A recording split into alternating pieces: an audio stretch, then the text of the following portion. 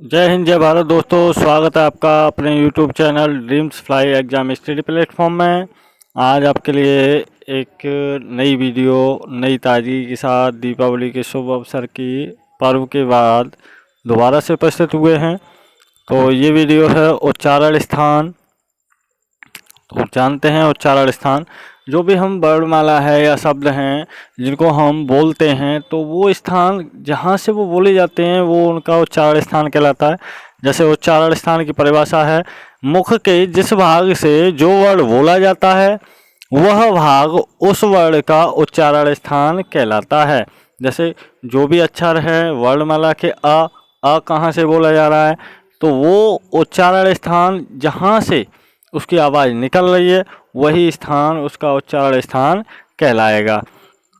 तो हमने कुछ सूत्रों के द्वारा, चाहे ये छोटी बड़ी परीक्षाओं में कई बार पूछे जाते हैं और लगभग 5 नंबर के समथिंग छोटी बड़ी परीक्षाओं में आपके लिए बहुत ही महत्वपूर्ण हैं। तो जानते हैं सूत्रों के द्वारा। जैसे अकोह विसर्जनीय नाम कंठ, तो अ से क्या मतलब है कि अवर्ग अक्षर। जैसे अ से छोटा अ और बड़ा, कु से क वर्ग के 5 अक्षर क ख ग घ, जिन्हें नहीं पता है कि हिंदी वर्णमाला में कितने वर्ग होते हैं तो 5 वर्ग होते हैं और प्रत्येक वर्ग में 5-5 अक्षर होते हैं। जैसे क वर्ग में 5 अक्षर होंगे क ख ग घ ञ। ऐसे च वर्ग प वर्ग में 5 अक्षर होंगे प फ ब भ म। और इसके अलावा विसर्ग, जो हम बड़ी अंग बोलते हैं उसकी 2 बिंदी, वो भी ये सभी वर्ग जैसे कौन कौन सा, छोटा बड़ा क ख ग घ ञ और विसर्ग, ये कंठ से बोले जाएंगे। इनकी आवाज़ कंठ से आएगी। बोल के देखो अ क क, तो ये कहाँ से बोले जा रहे हैं, कंठ से। दूसरा है इच जैसा नाम तालु। जो तालु है, आप तालु जानते हैं कौन सा होता है, जो सीढ़ी से कंठ के बाद जो हमारे गले में पेंडुलम होता है उससे थोड़ा सा आगे जो प्लेन एरिया होता है बिल्कुल चिकना सा, वो तालु है। वहाँ से जीभ आपकी वहाँ टच होगी, उसमें छोटी ई इच्चु से ई से हो गया ई और ई, बड़ी ई और छोटी ई। चु से हो गया च वर्ग। देखो पहला अक्षर सिंबल लिखाएगा उसी स्वर के लिए, दूसरा वर्ग के लिए है और बाद बाकी जो पीछे लगे हुए हैं वो उनके साथ आने वाले हैं।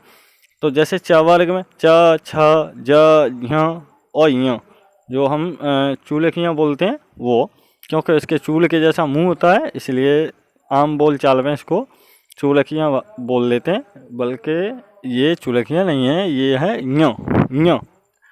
नाक के द्वारा और गले से स्वरों के साथ आवाज़ निकलती है इसकी ञ। य और स सपेरा वाला नहीं, सलगम वाला है, ठीक है। कुछ बच्चे तो इसी में कन्फ्यूजन रहते हैं कि ये कौन सा सा है, सीटी वाला सा, जैसे उन्हें पढ़ाया जाता है सीटी वाला सा। ये सीटी वाला सा नहीं है, ये सलगम वाला है, सलगम या शरीफा वाला। इसके बाद नंबर 3 ऋतु रसाणाम मूर्धा। अब मूर्धा क्या होता है, पहले तो यही नहीं पता है बच्चों को मूर्धा क्या होता है। तो खुद मुंह खोलें और दांत जो आगे वाले दांत है बड़े, उनके जस्ट ऊपर की तरफ आप उंगली फेरेंगे तो आपको कुछ सीढ़ी नुमा एरिया मिलेगा मुंह के अंदर। जो सीढ़ी नुमा एरिया है, भाग है, वही मूर्धा है, ठीक है। उसी को क्या कहेंगे, मूर्धा। तो वहाँ से कौन कौन से बोले जाते हैं तो ऋषि और ट वर्ग। ट वर्ग में 5 अक्षर आ जाते हैं ट ठ ड ढ ण। और इसके अलावा र और स कौन सा, वो भी षटकोण वाला, ठीक है, कन्फ्यूजन में नहीं रहे, षटकोण वाला। इसके बाद लतु लसानाम दंत। अब लतु लसानाम दंत, दंत से मतलब जीव जब बोलेंगे इनको तो कहाँ टच होगी, दांत पर, आगे वाले पर। रि से हो गया ऋषि और ट से हो गया ट वर्ग के 5 अक्षर ट ठ ड ढ ड़ न। और र और श। इसके बाद दंत वाले पे आते, सॉरी थोड़ा सा बैक चले गए थे। दंत पे ल और त वर्ग, त थ द ध न और ल और सपेरा वाला स, जिसे हम सीटी वाला सा इसे कहते हैं, सीटी वाला सा, न कि वो था जो ऊपर पढ़ चुके हैं, वो नहीं है। कन्फ्यूजन नहीं रहे, अच्छा पढ़ें, थोड़ा पढ़ें, ठीक है। जो ऐसा पढ़ो कि आपके भविष्य में आपको पूछने वाला कहीं से भी पूछ ले, इस तरीके की तैयार रखो कि ये ठोंक के कह सको, पूछ ले, यहाँ से माने वहाँ से, जितना आ रहा है उतने में से आप बेझिझक ठोंक के कह सको कि पूछ, तेरे में हिम्मत होनी चाहिए पूछने की। अगर इस तरीके से आप तैयारी करते हैं तो ऐसा कोई एग्ज़ाम नहीं है जिसे आप न क्वालिफाई कर पाएँ। अगर आपके अंदर ये फीलिंग आ गई ना कि पूछ, कहाँ से पूछेगा, पेपर आएगा कहाँ से आएगा, पूछ, जितना आ रहा है। चाहे एक दिन में ये ना सोचें कि मैं एक दिन में पूरा ही कंप्लीट कर लूँ, चाहे एक दिन में मुश्किल से एक ही पेज आपको लर्न हो, एक ही पेज पढ़ पाएँ, मगर इस तरीके से पढ़ें कि वो आप ठोंक के कह सकें, पूरे मन से कह सकें कि पूछ, कहाँ से पूछेगा, सब आता है। तो उस दिन मान लीजिए कि आपको उस परीक्षा में हराने वाला कोई नहीं है सिवाय आपके। और आप पता है, आप इस दुनिया में सबसे यूनिक हैं। अगर आपने एक बार ठान लिया ना कि मुझे ये करना है, तो आपको इस धरती की कोई भी ताकत रोक नहीं सकती सिवाय तुम्हारे। बस मन में ठान लो, पूरे मन से लग जाओ कि बस करना है तो करना है, समझे। अगर ये फीलिंग आपने जगा ली अपने अंदर, ये जज्बा जगा लिया, तो कोई भी एग्ज़ाम, छोटा बड़ा, जो मन में ठाना है, जो सपने देखे हैं, हमारा चैनल ही है सपनों की उड़ान, ठीक है, ड्रीम्स फ्लाई। जो भी सपनों की उड़ान है उसको पूरा करने के लिए हम आपके साथ जान लगा देंगे। बस ठानना आपको है, सपने आपके हैं, हम आपका सहयोग पूरी तरीके से करेंगे। और इसी क्रम में आगे अगर कोई भी ज़रूरत है, हमारे Telegram channel dreams fly exam study platform, वहाँ पे सर्च करेंगे और आपको वहाँ पे भी जो भी समस्याएं हैं उनको आप वहाँ पे क्लियर करेंगे। चाहे अपने 2 ग्रुप हैं, एक स्मॉल में है, एक कैपिटल में। कैपिटल में आपको सारी वीडियो, हमारे द्वारा दिया गया अपडेट सब मिलेगा। और जो भी आपको समस्या है वो स्मॉल कैप लेटर में लिखा हुआ एक ग्रुप है, और उस पर सर्च करेंगे यही नाम, तो वहाँ आप अपनी प्रॉब्लम लिख सकते हैं और हमें बता सकते हैं। या तो आप अपने ग्रुप मेंबर से सॉल्व करा लें, और इसके अलावा अगर नहीं सॉल्व हो पाती हैं तो आप हमें कमेंट करें।